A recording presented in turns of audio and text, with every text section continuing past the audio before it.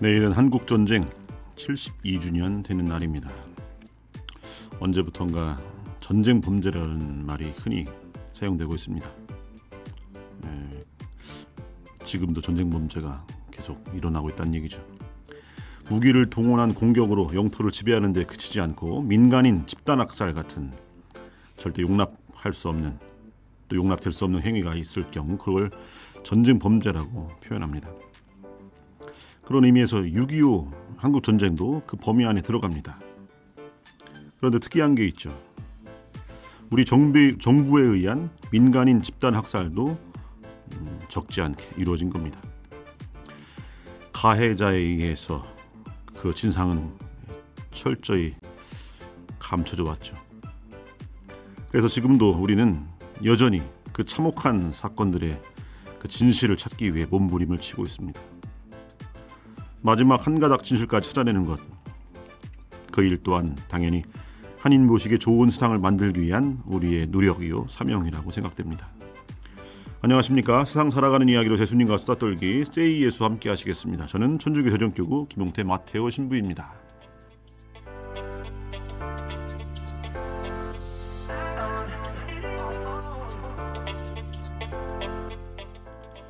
오늘 함께 하실 특별 게스트를 모셨습니다. 임재근 평화통일교육연구소 소장님 나오셨습니다. 안녕하세요. 네, 안녕하십니까. 임재근입니다. 반갑습니다. 네, 반갑습니다. 신자는 아닙니다. 그죠? 그게 중요한 건가요? 중요하지 않습니다. 네. 네. 왜냐면 보통은 이름 다음에 세례명을 이렇게 부르는데 또 이제 제가 그건 또 몰랐습니다. 중간에 또 혹시 궁금해하실까봐 많은 분들이 네. 하지만 또 삶은 또 네. 신앙인 못지않게 살아가시는 네. 훌륭한 분이시라고 네. 생각합니다. 저는 이번 주에도 제가 그 네. 천주교 대전 교구청을 그렇죠. 한번 방문했고 조금 이따 또 방문할 예정입니다. 그렇죠. 어느 신자보다도 교구청을 자주 방문을 하게 되네요. 지난 화요일에 오셨었고, 네네. 지난 화요일에 또 그때 목사님, 스님, 뭐 물교 교무님, 네네네. 이렇게 해서 방문해 주셨고, 네. 함께 또 교육청 소개하면서 좋은 시간을 가졌습니다. 네, 맞습니다. 오늘 또 이렇게 오늘 방송 끝나고 또 다시 교구청에서 오늘 또 행사가 있어서 네, 신부님 이따 또 뵙겠습니다. 네, 이따 뵙겠습니다. 평화통일교육연구소. 네네. 뭐 하는 데입니까? 평화통일교육문화센터라는 이제 네. 대전 지역에 이제 민간 단체가 있습니다. 네. 거기에 이제 부설된 이제 연구소고요. 네. 연구소 연구위원이 없이 저 혼자 지금 소장직을 이제 맡고 있습니다. 소장이면서 중장, 대장. 네. 네. 12지장까지. 네. 당황하시지 마시고. 아니 뭐 괜찮습니다. 저는 괜찮습니다. 네. 네. 네. 그렇죠. 앞에서 제가 서두에 전쟁 범죄 이런 말로 시작했는데 네. 생각해 보면 모든 전쟁이 다 범죄 같아요. 네, 맞아요. 모든 전쟁이. 네, 맞습니다. 네. 전문가가 보시기에 전쟁 범죄란 뭔가? 일반적으로 정의하는 뭐 세상 사람들이 네, 저는 제가 보기에는 뭐 모든 전쟁 자체가 그냥 범죄인데 네. 특별히 또 세상에서 정의하는 전쟁 범죄는 또 뭡니까? 그러니까 말씀하신 대로 저도 모든 그 전쟁 자체가 범죄다라고 생각을 하는데요. 그 범죄 중에서도 해도 너무 심한 그래서 하지 말아야 될 것들을 이제 전쟁 범죄로 다시 한번 이제 규정을 하는 거죠. 그래서 전쟁이라는 것은 적대사를 향해서 무기를 써서 이제 살인 행위를 저질러야 되기 때문에 전쟁 그 범죄일 수밖에 없는데요.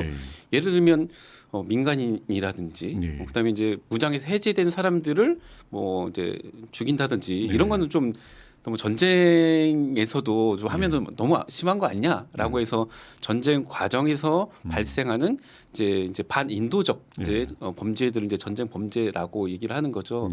예를 들면 적대 세력이다 하더라도 포로로 잡힌 순간 이 사람은 이제 대항할 수 없는 무기가 없는 거잖아요. 그럼 포로의 생명을 보장해주고 그다음에 이들이 살아갈 수 있도록 이제 식량을 음식을 이제 제공해 준다든지 뭐 이렇게 해야 되는데 그러지 않고 포로로 잡힌 사람을 뭐 사살한다든지 또는 아무런 이제 저항할 수 없는 수단이 없는 민간인들을 군인들이 갖고 있는 어떤 총기나 뭐 이런 것들로 이제 총살을 시킨다든지 더 큰 범죄에서 본다면 융단 폭격이라고 있습니다. 그냥 그냥 하늘에서 피하 구별 없이 무조건 막 떨어뜨려서 네. 그 사람들이 죽어 나가는데 거기에는 군인과 민간인들을 구별할 수가 없는 거죠. 네. 심지어는 피하 간의 구별도 이제 어려운 것이 바로 융단 폭격인데 사실 융단 폭격도 이제 전쟁 범죄에 해당되는 거죠. 그 전쟁의 그 네. 범죄, 죄스러움이 어디서 드러나는가 생각해 보면 네. 민간인의 죽음, 특히 아이들의 죽음, 맞아요. 예, 그런 걸 보면 아 정의로운 전쟁은 없구나. 네. 모든 전쟁은 그 자체로 범죄구나라는 걸 생각하게 되고 사실 우리 가톨릭 전통 교리 안에서도 정의로운 전쟁이라는 개념은 있었습니다. 아. 예, 그때 성전 4세기 이런 정도. 건가요? 예. 성전 이런 그렇죠. 것들이 그렇죠. 그런 것도 그렇고. 그러니까 4세기에 아우구스티누스 성인이라고 그분이 네. 언급하셨고 그다음에 13세기 토마스 아퀴나스에서 뭐 정립되고 하면서 단 조건이 있어요. 4가지 조건. 예. 이 조건이 충족돼야만 할 수 있는 전쟁인 거죠. 왜냐면 너무 피해가 지속적일 때. 네, 네, 네. 그러니까 두드려 맞다가 난 못 찾겠다 이제 더 이상 막 이런 네, 네. 예, 지속적인 피해. 그다음에 최후의 수단으로서 다른 방법은 다 써봤자 없어요 이제. 네. 그래서 정말 이것밖에 없다라고 하는 최후의 수단. 또 세 번째는 성공 가능성. 이걸 통해서 이러한 그동안의 그 극심한 피해들 이런 것들을 이거로 성공할 수 있다는 확신이 있을 때. 그리고 전쟁의 피해보다 그 전쟁을 하지 않았을 때 피해가 더 클 때. 그러니까 전쟁이 최후의 수단이 되는 거죠. 네. 이런 4가지 조건이 충족될 때는 할 수도 있다라고 해왔지만 최근 들어서는 이게 그동안의 어떤 나름대로의 교리였는데 네, 네. 그건 아니다. 전쟁 자체가 이미 범죄이기 때문에 정의로운 전쟁은 있을 수 없다라고 예, 맞습니다. 네, 요즘 신학자들도 그렇게 얘기하면서 이제는 우리 가톨릭 전통 교리를 바꿔야 하지 않느냐. 예, 왜냐하면 사실 정의로운 전쟁이란 말을 그걸 악용해 버려서요. 맞아요. 예. 네. 자기들이 하는 건 이러이러한 이유 때문에 우리는 하는 거다라고 예, 하면서 예.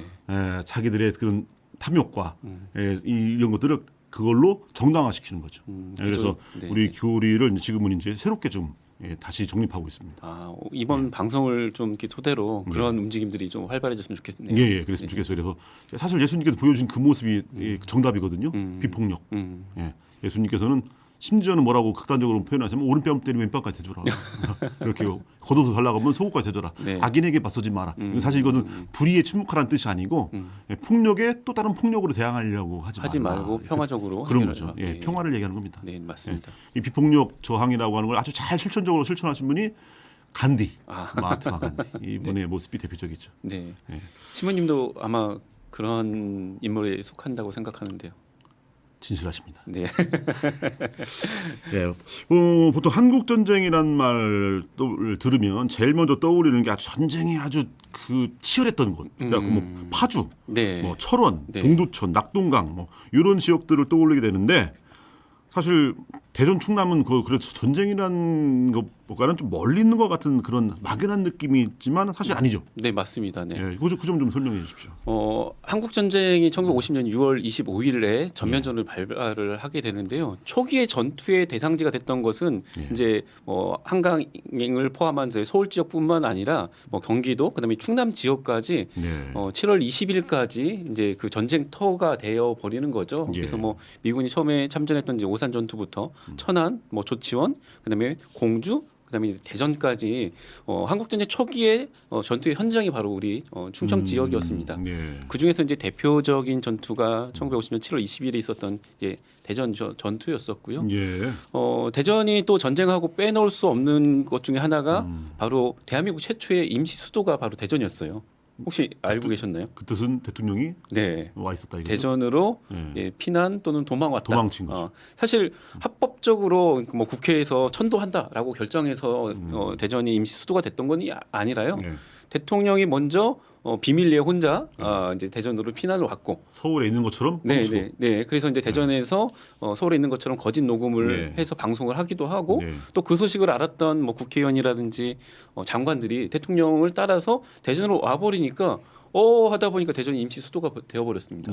그래서 충남도지사 공간에 있던 도지사가 대통령한테 방을 내줘야 됐고 충남도청사에 있던 우리 충남도의 공무원들이 국회의원과 이제 장관, 이제 중앙정부 관료들에게 또 자기의 사무 공간을 내줘야 됐던 일들이 있었던 거죠. 그래서 대한민국 최초의 임시 수도가 되었던 곳이 이제 대전이었고 그러다 보니까 많은 이제 뭐 전투와 관련된 무기라든지 그다음에 미군들이 또 대전에 이제를 통해서 이제 전투 현장으로 이제 가기도 하면서 이제 전쟁 초기에 아주 핵심적인 좀 요소가 좀 되었었고요. 또 하나는 대전하면 또 생각나는 게 철도잖아요. 네. 이 철도인데 이 철도로 인해서 또 피해가 또 막심하기도 합니다. 네. 저는 이걸 철도의 역설이라고 하는데요. 네. 그 당시 철도라는 것은 대규모의 무기 또는 대규모의 군인들을 예. 수송할 수 있는 거의 유일한 수단이었거든요. 그렇죠. 예. 그러다 보니까 철도를 누가 장악하고 있는가가 전쟁에서의 승기를 잡는 데 있어서 큰 이제 요인이었습니다. 네. 그런데 안타깝게도 이제 대한민국 이제 군인들 또는 그걸 도왔던 미군들이 대전 전투에서 패하면서 네. 대전역을 이제 인민군 북한군들한테 장악당하는 거잖아요. 그러니까 이제 계속 남하하는 인민군들의 보급로를 차단하기 위해서 대전역을 비롯한 이제 철도가 이제 폭격이 또 대상이 되기도 했던 거죠. 네.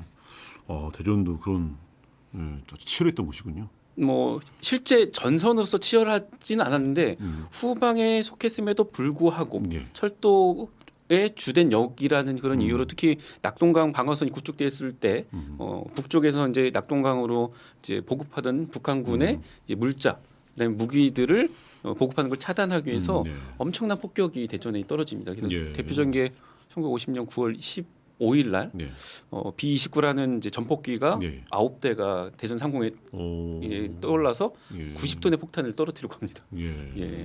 그런 일들이 있었죠. 그리고 아까 대전 임시 수도다라고 하니까 사실 다른 것 같았으면 자랑스러울 만한 일이지만 너무 치욕스럽네요. 그럼요.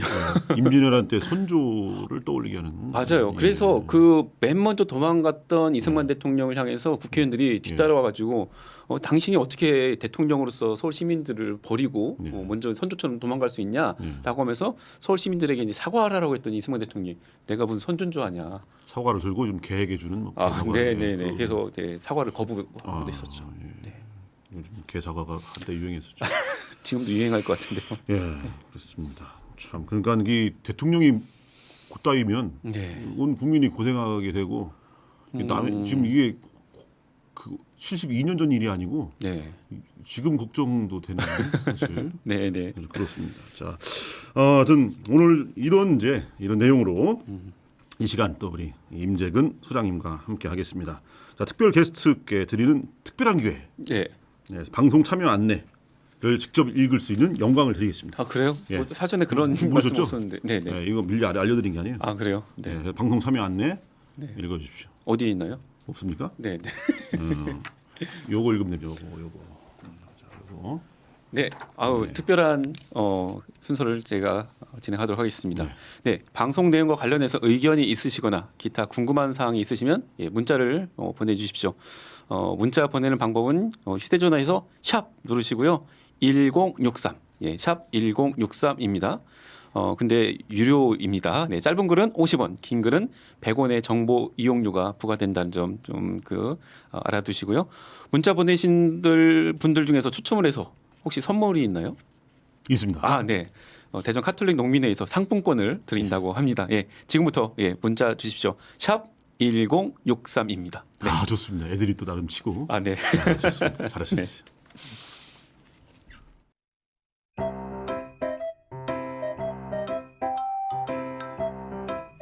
세상 사는 이야기로 예수님과 수다 떨기 세이 예수 금요일 오후 여러분과 동행합니다.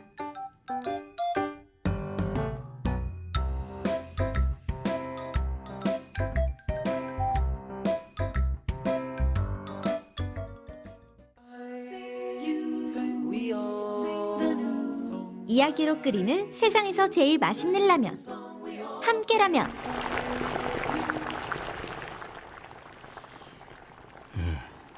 오늘 제가 독립운동가 컨셉으로.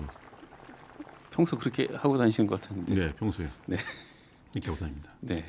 왜냐면 지금 이 시대도 완전한 독립을 이루지 못한 것 같아요. 그래서 제가 또 한 명의 독립운동가로서. 또 이 문자 보면 평민 같으세요. 라는데 저 왕족입니다. 그리스도 왕족이라고. 네. 네. 할 말이 없습니다. 그래서 왕족발 아니고 왕족. 네. 자, 지난 화요일에 네. 세종시에서 6.25 관련 행사가 있었습니다. 네. 뭐 우리 들으시는 애청자 여러분들은 잘 모르실 텐데 거기 세종시의 은고개라고 하는 곳에서 행사가 있었죠. 좀 소개 좀 해주십시오.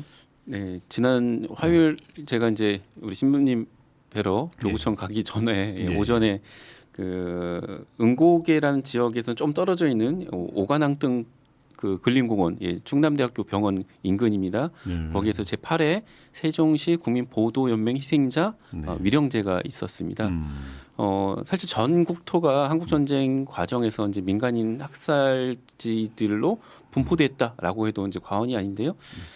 그 당시 이제 조치현 지역, 현재 이제 세종 지역에서도 이제 민간인 학살이 있었습니다. 이제 1950년 7월 8일경으로 지금 이제 확인되고 있는데요. 옛날 연기군 남면 가룬리와 고정리 경계 지역 옆에 은고개라는 곳하고 그다음에 그 비성골 이 두 장소에서 한 200~300명의 민간인들이 이제 우리나라의 경찰과 이제 군인에 의해서 이제 희생된 사건이 있었고요.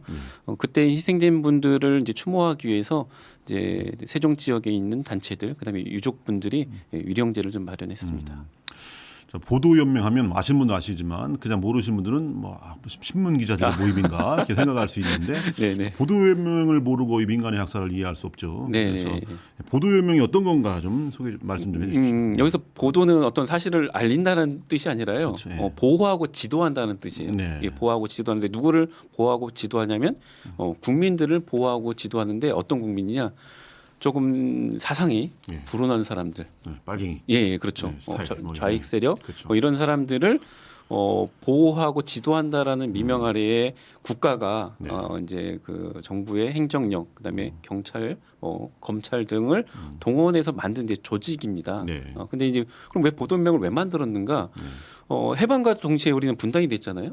분단되고 나서 결국 통일로 귀결되지 못하고 3년 만에 남과 북이 서로의 정부를 각각 이제 세우면서 서로를 이제 적대시하고 그다음에 이제 경쟁하는 관계가 돼버렸어요. 그래서 당시 이제 초대 이제 이승만 정권에서는 국민들 중에서 혹시 자신의 대한민국 이승만 정권에 동조하지 않고 좀 공격하거나 반대하는 사람들이 있지 않을까라는 두려움, 막연한 걱정을 이제 하게 됐던 거죠.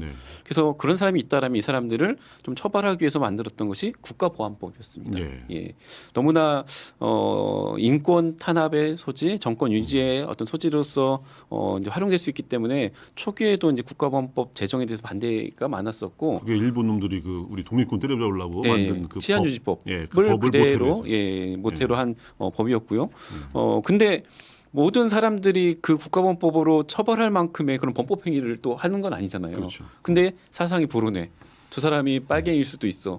이승만 정권의 입장에서는 자신들의 정권 유지에 좀 방해가 될 것 같아. 뭐 이런 사람들을 법적으로는 처벌을 하지는 못하지만 이 사람들을 이제 조직으로서 묶으면서 관리를 이제 일상적으로 하려고 만들었던 것이 이제 국민보도연맹인데요.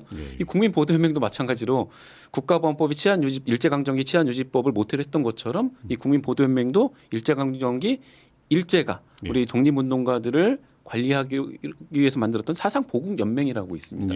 이걸 그대로 또 모태로 해서 만들었다는 것도 좀 우리 입장에서 좀 충격적이었던 거죠. 그렇죠. 그래서 전국적으로 대략 한 30만 명 정도가 이 보도연맹에 이제 가입을 하게 되는데요. 이 보도연맹에는 처음에는 뭐 과거에 어떤 이제 뭐 좌익 활동을 했던 사람들도 많이 이렇게 이제 가입도 하지만 불안한 거예요.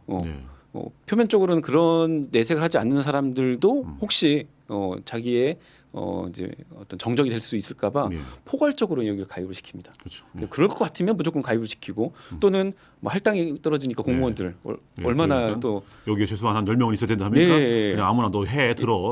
그러면서 이제 뭐 쌀 준다, 비를 준다, 막걸리 준다 이렇게 해서 뭐 가입을 시키다 보니까 전혀 보도연맹의 실질적인 가입 대상도 아닌 사람들도 좀 가입하게 되고 특히 이제 뭐 청소년들도 이제 자기도 모른 채 뭐 가입하는 경우도 있었죠. 그들을 이제 대량으로 학살하게 되는데 그러니까 사실 우리가 범죄도 처벌하면 뭐 어떤 행위에 대한 처벌이잖아요. 그렇죠. 근데 행위를 할 것 같아서 처벌해 버리는 그러니까 이런 것들이 이제 전쟁 범죄의 그렇죠. 대표적인 네, 상황인 그러니까 거죠. 너무 황당한 일이죠. 네. 보면 나한테 욕할 것 같아. 너 뭐 이런 그 거죠. 먼저 딱 때리는 거죠. 네, 그렇죠. 예. 네. 사실 그 참 황당하다는 말로도 부족한. 근데 네. 이제 국민보도연맹은 실제 이 사람들이 그 당시의 법의 테두리 안에서도 범법 행위를 한 범죄자는 아닙니다. 그렇죠. 예. 그렇죠. 그러니까 형무소 재소자들에 대한 학살도 사실 문제가 있죠. 이 사람들이 네. 사형을 선고받은 사람들이 아닌 상황에서 불법적으로 사형을 집행, 총살을 했기 때문에 이것도 불법적인 그렇죠. 전쟁 범죄인데 예, 예.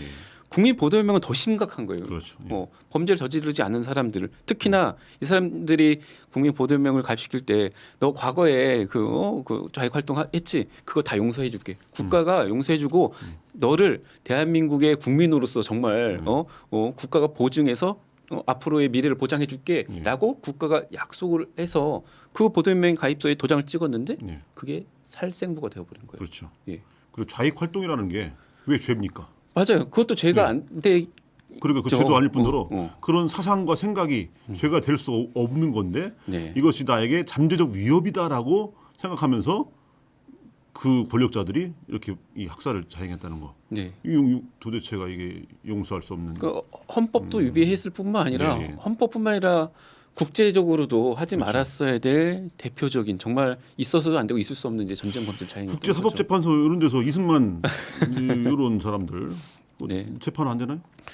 뭐 지금은 이제 사망 죽었으니까. 상태이기 때문에 대상자가 그렇죠. 안 되겠죠. 근데 그런 사람들을 뭐 공국의 아버지 이딴 식으로 얘기하면서 뭐 건국절을 뭐 1948년으로 하자 뭐 이런 그런 말도 안 되는 얘기를 하면서 이전에 독립운동의 역사를 지워버리려는 그런 친일파들이 아직도 활약하고 있다.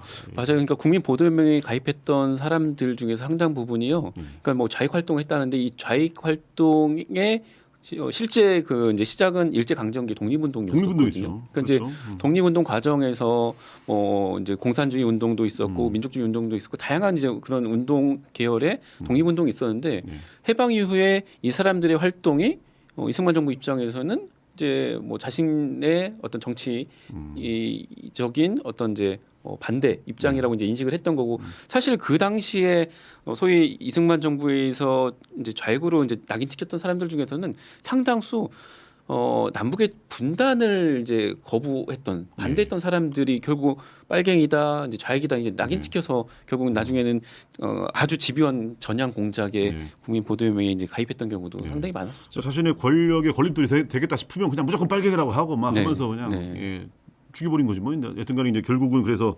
엄청난 이제 민간인 학살로 이어지게 되는데 그 민간인 학살 여기에 이제 세종시의 그 학살도 있지만. 사실 정말 어마어마한 학살이 대전에서 일어났습니다. 그게 바로 산내 곤령골의 대학살이죠. 네, 맞습니다. 이 내용에 대해서 좀 말씀해 주십시오. 그 세종시 당시 이제 조치원 지역에서는 국민보도연맹 희생자라고 말씀을 드렸잖아요. 그 이유는 그 지역에는 형무소, 감옥이 없었습니다. 근데 대전 지역에는 이제 대전 형무소 감옥이 있었고요.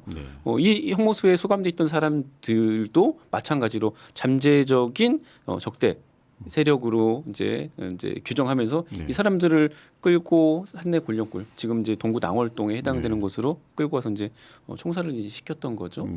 그리고 그곳에 끌려갔던 사람들은 형무소 재소자뿐만 아니라 국민보도연맹 사건 가입했던 사람들까지 포함되어 있다 보니까 규모 측면에서 사실 세종 지역, 조치원 지역의 희생자 2,300명도 사실 규모가 꽤 큰 건데요. 대전 지역의 산내 곤령골의 희생자들은 적게 봐도 1,800명, 많게는 7,000명에 달하는 아주 엄청난 대규모의 이제 민간인 학살이 자행된 대표적인 사건이죠. 산내 곤령골을 가리켜서 세상에서 가장 긴 무덤이라고 표현하셨습니까? 네, 맞습니다.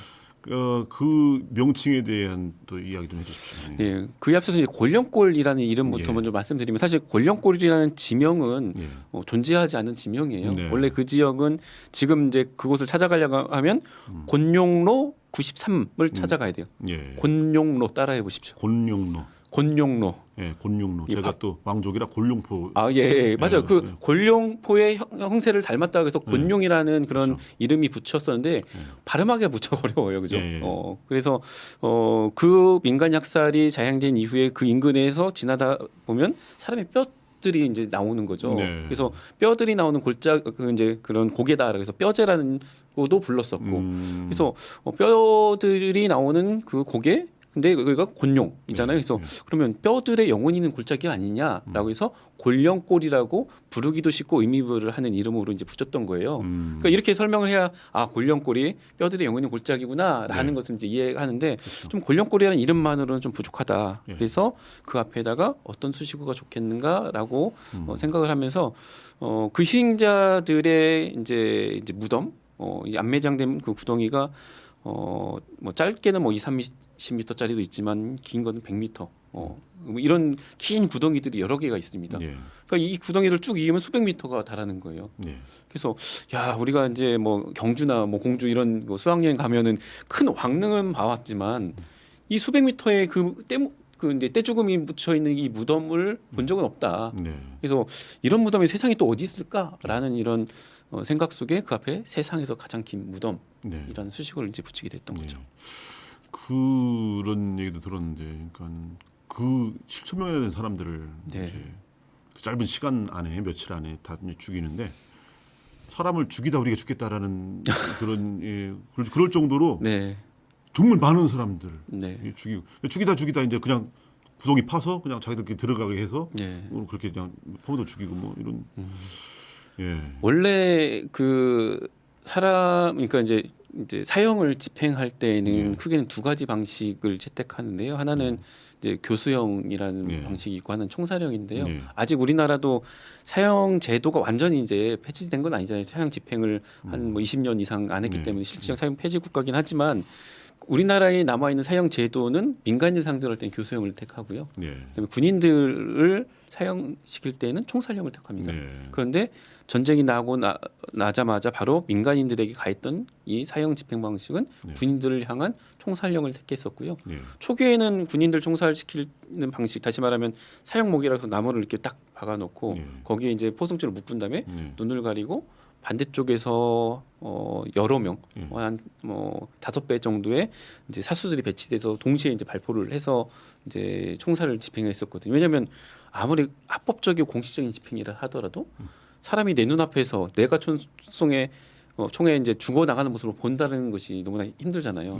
그래서 산내 민간 약살의 초기 방식도 그런 방식으로 불법적인 전쟁 범죄이긴 하지만 그래도 뭐 그런 장치들이 가동하다가 말씀하신 대로 너무나 죽여야 될 사람들이 많다 보니 학살의 방식이 바뀌었고 길게 구덩이를 파놓고 그 구덩이 모퉁이에다가 사람을 엎어놓고 군인들한테 한 명씩 가서 일어나지 못하게 군홧발로 등을 밟게 한 다음에 그 총구를 뒤통수에 발사했던 거죠.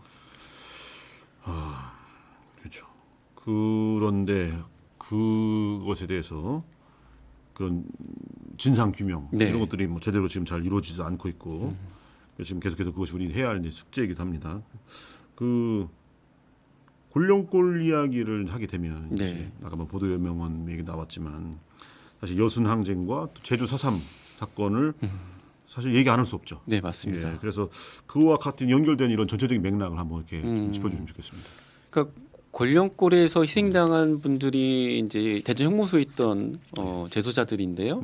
대표적으로. 근데 여기에 그럼 누가 그 수감돼 있었던가? 바로 제주 4.3 사건의 관련자들로서 300여 명의 제주도 사람들이 있었습니다. 제주도 사람들이 대전에 오게 된 이유는 제주도는 감옥이 없었기 때문에 이제 제주 4.3 과정에서 이제 체포됐던 이 민간인들을 전국 각지에 있는 육지에 있는 형무소로 이감을 시켰던 거예요. 그래서 편의상 형기에 따라서 15년형을 선고받았던 사람은 대구 형무소에, 여성들은 전주 형무소에, 미성년자 청소년들은 인천 소년 형무소에 이제 이감을 시켰던 거고, 바로 대전 형무소에는 7년형을 선고받았던 사람들이 대전 형무소로 이제 왔던 거죠. 그래서 이제 수감이 되게 되었고, 근데 이 사람들이 대전 형무소에 왔을 때 이들보다 먼저 왔던 사람들이 있었어요. 네. 바로 여수, 순천 예, 지역에 그렇죠. 있었던 사람들인데요. 네. 대표적으로 14연대 군인들이 네. 예. 제주도의 출병을 거부하면서 이제 네. 봉기를 일으키잖아요. 그게 여순 사건의 네. 시작이죠. 그걸 반란 사건이라고 오명을 그동안 오랫동안 했었지만 지금 공식적으로는 이제 여순 사건, 그렇죠. 좀 더 적극적으로 얘기한다면 여순 항쟁이 항쟁이죠. 되겠죠. 예. 근데 왜 여수 14연대 군인들은 대전 형무소로 와서 갇혔을까요? 여수 인근에 목포에도 형무소가 있고 네. 가까이에 있는 뭐 광주에서 형무소가 있었는데 네. 왜 여수 14연대 군인들이 음. 대전까지 오게 됐는가? 네. 바로 철도 때문이었습니다. 예. 아까 말씀드렸듯이 철도의 역설인 거죠. 예. 그 지역에서 검거했던 그 14연대 군인들을 대규모로 이송시킬 수 있는 수단이 기차가 있었고 대전은 호남선 철도로 연결되어 있었던 곳이었고요. 때마침 이미 대전 형무소라는 감옥이라는 정치 사상범을 수감할 수 있는 수감 시설이 있었던 거예요. 네. 원칙적으로 본다면 여수 14연대 군인들은 광주로 갔어야 되는데 네.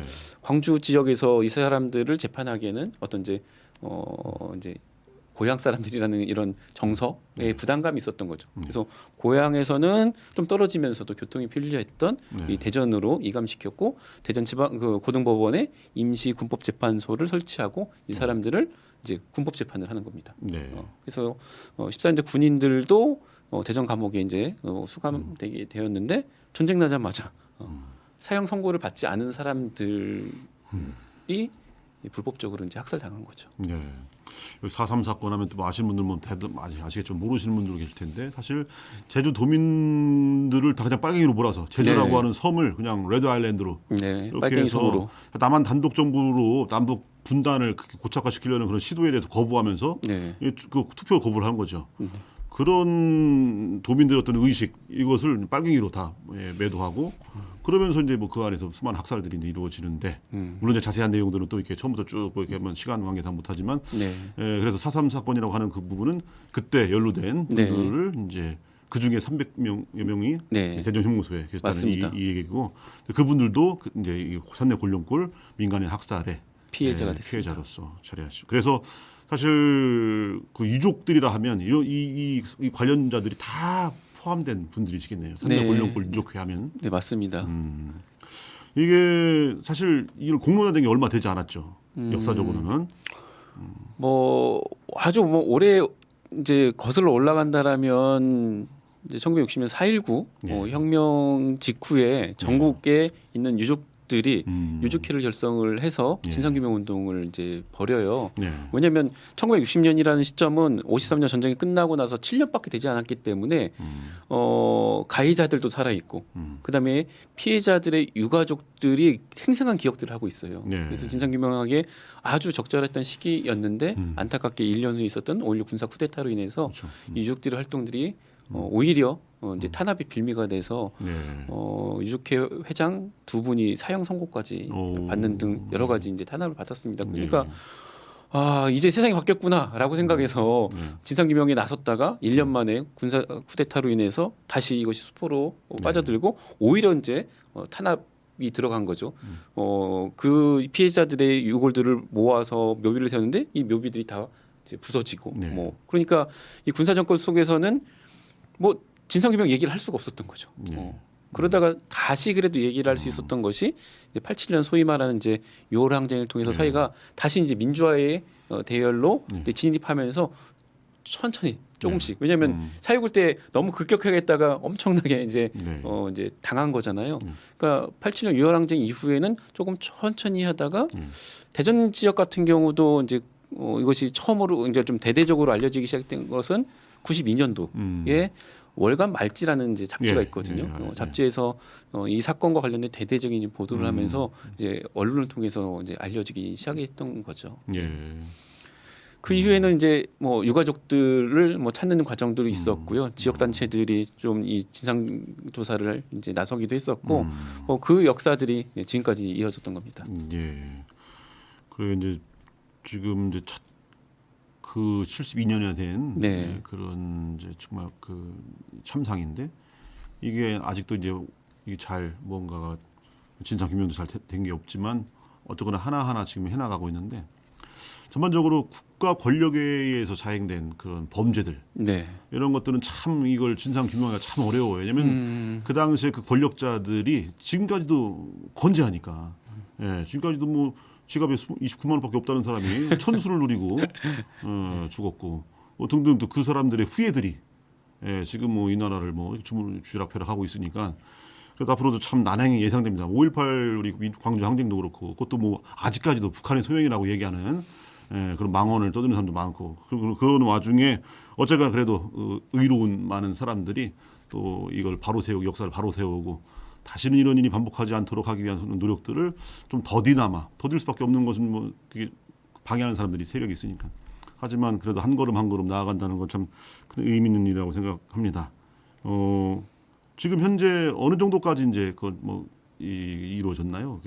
지금 가보면 별거 없잖아요. 지금. 근데 네. 물론 이제 발굴 작업이 뭐 이루어지고 하면서 뭐 추모공 같은 거 이런 것도 이제 계획이 있는 거죠. 네네. 예. 우선은 진상 규명 차원에서 먼저 말씀을 드리면 네. 사건과 관련돼서 큰 틀의 진상 규명은 이제 이루어졌습니다. 네. 예를 들면 가해자가 누구인지, 네. 경찰과 헌병, 그다음에 특무대라고 하는 CIC 등등등이 동원돼서 이제 학살을 다행했다. 그리고 피해자들은 형무소 재소자, 뭐 보도연맹, 나중에 이제 부역 혐의자 등등해서 큰 틀로는 뭐 규명이 되었으나, 네. 근데 구체적으로 가 보면은 좀 해결해야 될 과제들이 많은 거죠. 네. 뭐 예를 들면 아까 최소 1,800에서 최대 7,000명까지 희생된 사건인데, 네. 구체적으로 명단으로 확인된 것은 한 500여 명에 불과해요. 네. 그럼 나머지 수천 명의 사람들은 그냥 허공 속에 사라져 버린 거예요. 네. 그러니까 죽인 자들이 누굴 죽였는지를 밝히려고 노력을 이제 안 하는 거죠. 그리고 뭐 그때 재소자 명단 다 사라졌다, 뭐 국민 보도연맹 명단 다 사라졌다라고 하면서 그 가해자였던 국가가 이 진상규명을 위해서 막 적극적으로 나선다기보다는 피해자가 우리 아버지가 그때 끌려가서 돌아가셨어요. 증거 있어? 증거가 없어요. 그러면 주변에 있는 사람들, 증언자들 이렇게 수습해서 이제 피해자로 이제 규명받거나 간신히 그 제주 4.3 사건 관련자들은 이감 기록이 있어서 네. 뭐 그 증거로 이제 채택돼서 한 300명 정도는 그렇게 해서 이제 확인했던 겁니다. 네. 나머지는 정말 한 사람 한 사람 피해자들이 자신의 피해 사실을 이제 증빙해야 되는 그런 과정들이 있었던 거죠. 그러니까 이제 피해자들의 신원을 밝혀내는 데 있어서 아직 초보적인 단계에 이제 머물렀던 거고요. 그다음에 이제 말씀하신 이제 뭐 공원 문제, 평화공원 문제 같은 경우는 그 아픔의 현장을 그 희생자들을 위로하고 추모할 수 있는 공간이면서도 예. 다시는 이러한 끔찍한 일이 발생하지 않도록 네. 평화와 인권을 이제 이야기할 수 있는 그런 교육 공간으로 이제 만들었으면 좋겠다라는 제안들을 좀 꾸준히 해왔던 거고요. 때마침 지난 2016년도에 네. 국가 차원에서 이러한 일을 겪었던 전국의 모든 죽음들을 추모할 수 있는 공간을 어디에 세우면 좋겠냐라는 공모가 있었습니다. 예. 그때 이제 우리 대전 지역에서 산내 보령골을 그런 곳으로 좀 만들었으면 좋겠다라고 이제 공모에 신청을 했고 이제 가장 적합한 지역이다라고 이제 선정이 돼서 향후에는 그곳이 평화와 인권을 이야기할 수 있는 그런 공원으로 이제 조성될 계획이고요. 예. 현재는 이제 일부 이제 토지 매입 과정이 진행되고 있고요. 그 공원을 조성하기 전에 그곳에 아직도 이제 유해들이 매장돼 있기 때문에 그 유해들을 이제 수습하는 유해 발굴 작업이 2020년부터 시작해서 지금 3년째 진행되고 있습니다. 네.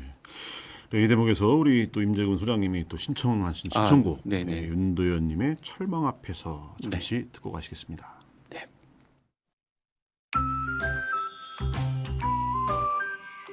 불금의 선택. 대전 가톨릭 평화 방송 Say 예수.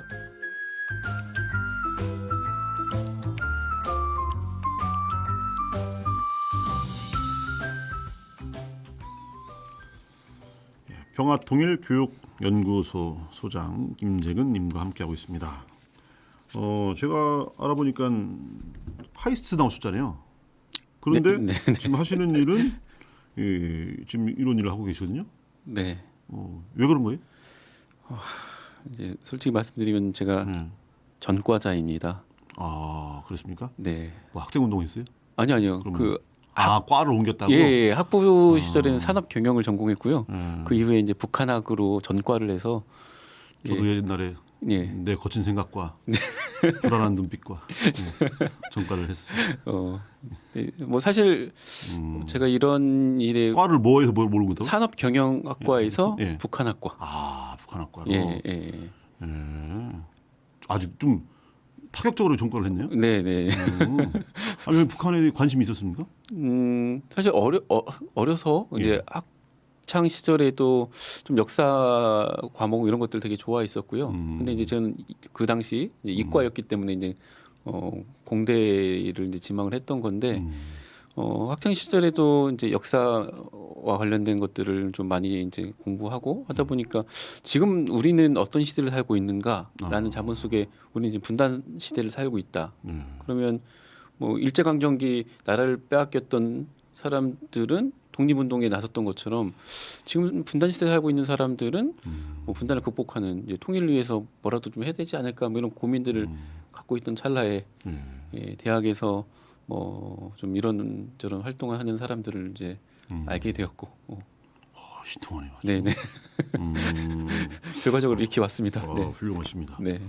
또 이 시대 많은 젊은이들도 우리 또 소장님과 같은 또 이렇게 정말 고민하면서 그러면서 이 나라의 미래, 이 땅의 평화 이런 걸 생각하면 내가 무엇을 할 수 있을까 고민하는 젊은이들도 많이 있을 거라고 생각합니다. 요즘 너무 사실 뭐 2030 어쩌고 하면서 20대들도 매도하는 분위기가 있는데 물론 이제 뭐 그런 사람 젊은이도 있겠지만 또 그렇지 않은 젊은이도 많고 우리 이 나라를 변화시켜 본 그런 선봉에 섰던 사람들도 다 그 젊은이들이잖아요. 네, 맞습니다. 그래서 앞으로도 사실 그런 많은 젊은이들이 또 우리 소장님처럼 정말 이 나라 더 좋은 세상을 위해서 애쓰는 그런 모습으로 또 그런 삶으로 살아가려는 많은 젊은이들이 있을 것 같아요. 제가 지금 공주대학교에서 이제 교양 과목으로 이제 북한의 이해라는 과목하고 한반도 평화와 쟁점이라는 수업을 이제 강의를 하고 있는데요.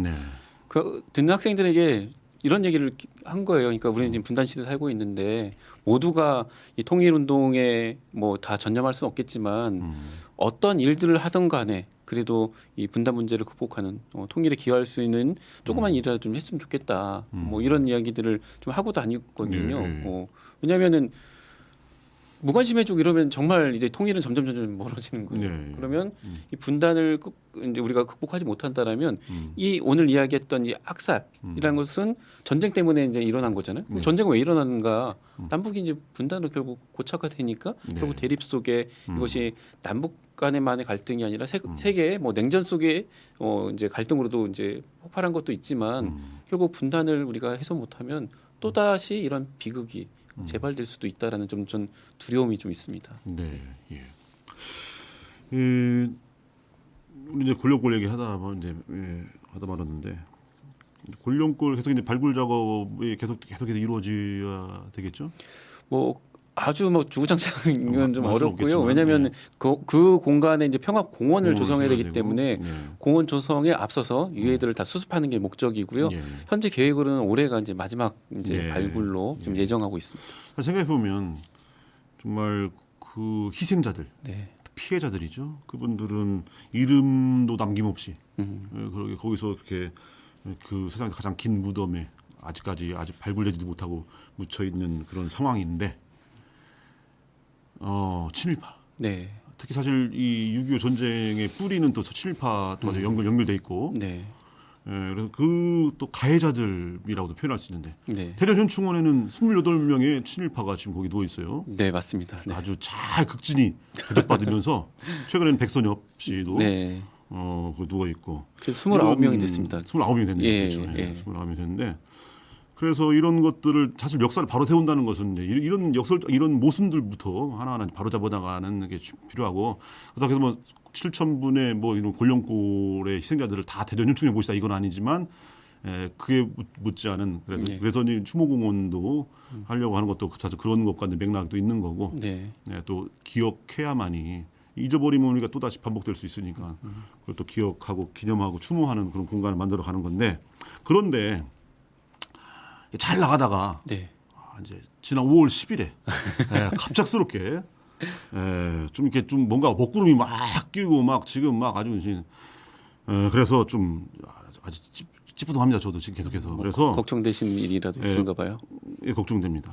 왜냐하면 지금 친일, 친미, 수구, 매국 정권이 들어서서 이런 말하면 붙잡혀갈 수도 있겠지만, 그래서 앞으로 뭐 잘 됐으면 좋겠지만 난항이 예상될 수도 있다는 그런 또 그런 걱정도 됩니다.